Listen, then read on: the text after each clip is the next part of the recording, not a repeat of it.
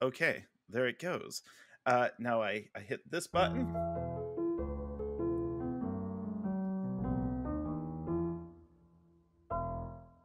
Hello and welcome to the 10-minute Tabletop Talk podcast. My name is Grant Ellis, and today I'm joined by... Hi, I'm Mur or Jack, Mur Metal Bard on Twitter. I'm a composer, singer, dancer, computer person. And this is their Comcast dating profile. This is what we're looking for. Someone who brings the crunch. Let's talk about crunchy games for a second. What is your most satisfying play experience in an RPG where the game felt crunchy, like it had that snap to it when you bite into it? Oh, I actually see. Here's the thing. I enjoy crunchy games. That I really enjoy the like. It's why I play D&D, because it's on the crunchier end of accessible games. Games that I can force my friends to play.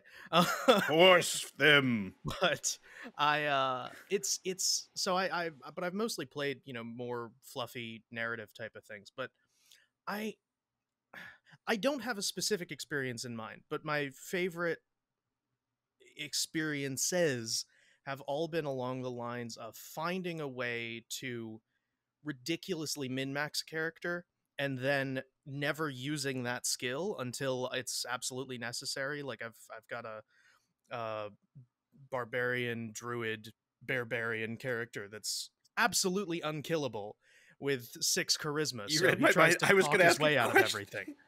I was going to ask a question about that character next. So let's talk about the barbarian with the 6 charisma. Matu and Bernie. So, how often have you played that character in different groups? Introduced it to different groups? In different groups. So it started as in a one shot that my brother was running, and then I played him. So in my core group of guys from high school that I play with, there's like 6 of us, and I've played in each one of those games. I've played on a bunch of different streams. So well over 15 times, probably closer to 25 in different groups. He's sort of my default filler character. He's very comfortable. I have 20 character sheets for him, one at each level. So I have and they're all jumping points. So none of them have anything but like the default that I could get. And so I can start from any level with him, drop of a hat. You're a planner. You're like the equivalent of an RPG prepper. It's like, hold on, let me crack open the silo, open up my character storage, and pull out some delicious barbarians. I have over 3,000 characters. That I used to when I was so I work in Manhattan, and I used to live about an hour north by train. So on my way into the city and on my way home, on my way home, I would actually take the bus from Manhattan to where I lived. So it was about 2 hours. And I used to just make characters. And I like, not a full character sheet, but I'd roll stats and do, the basic stuff. So like I don't prep for individual sessions. I prep an entire planet.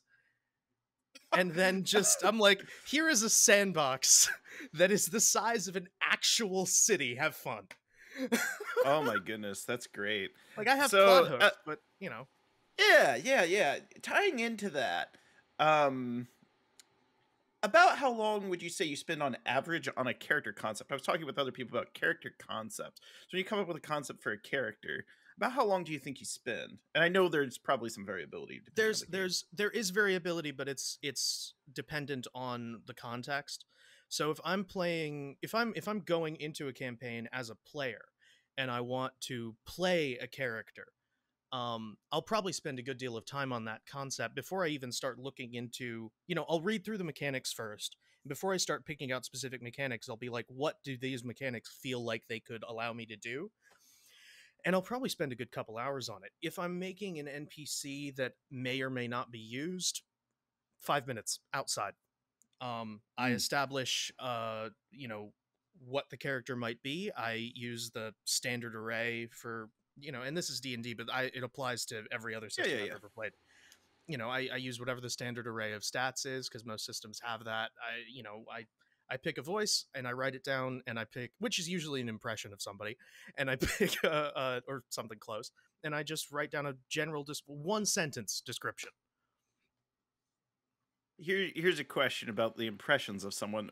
Who would you say the most common impressions you would do that inform RPG or tabletop characters? Again, kind of depends on the character itself, but I do a lot of my voice, my natural tone tends to lend itself towards that type of character. No, and, sorry, sorry. My natural voice tends to lend itself to gay. Shout out to all my gays out there. Not wrong, but so it's either that or like I specialize with voice stuff. I specialize in vocal fry, so a lot of my characters tend to either be twinks or this guy, and I don't have to describe his character. You know what he looks like. I literally can see the mustache from here. Yeah, he's wearing a hat that says bar on it, but it's not. you don't have to like that. That's what I aim for basically. Is when it comes to impressions, it's more impressions of archetypes, because I find there are some voices that if I do a voice, then I'm like if I start talking like this, you know immediately what this character probably looks like. You could describe this to yourself. You don't need me to describe what this character is. You can see it. Holy shit, I can't. Yeah, there you go. See? Also, apologize. I know there's probably children listening to this podcast. You don't be like me, kids. You stay in school. Speaking of school, I think both you and our education has impacted us a lot in our lives. Was there anything from your education experiences? Because I think education is more of an experience too. It's not like absolutely. It's what from your education experiences might apply to your adventures in gaming? Oh, loads. I mean, I had a slightly atypical educational experience. I went to a pretty big public or private school in Hawaii, and it's the education I got there has carried me through life. So a lot of a lot of my characters kind of either reflect that or they deliberately don't.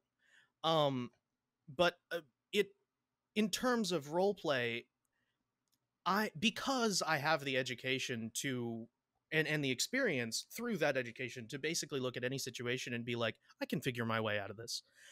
I tend to not focus so hard on like, ooh, what is my character going to do next? I tend to allow my characters to see what happens. And one of the biggest lessons I've learned, I was in a master class, and this phrase came up, which was make plans, not expectations.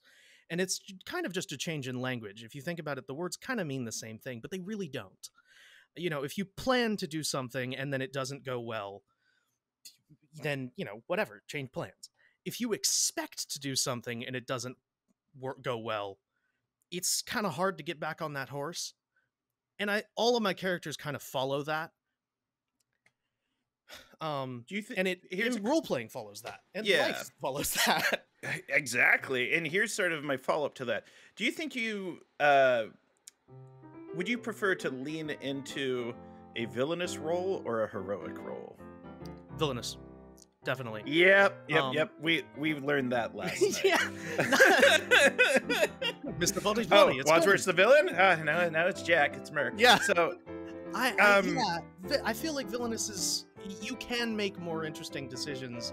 Heroic, there's a very specific, everybody knows what a hero's supposed to be.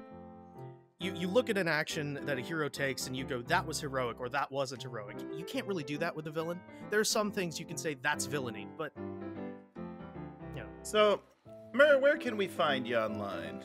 I am on Twitter at mermetalbard, and pretty much everything else I do is going to be through there.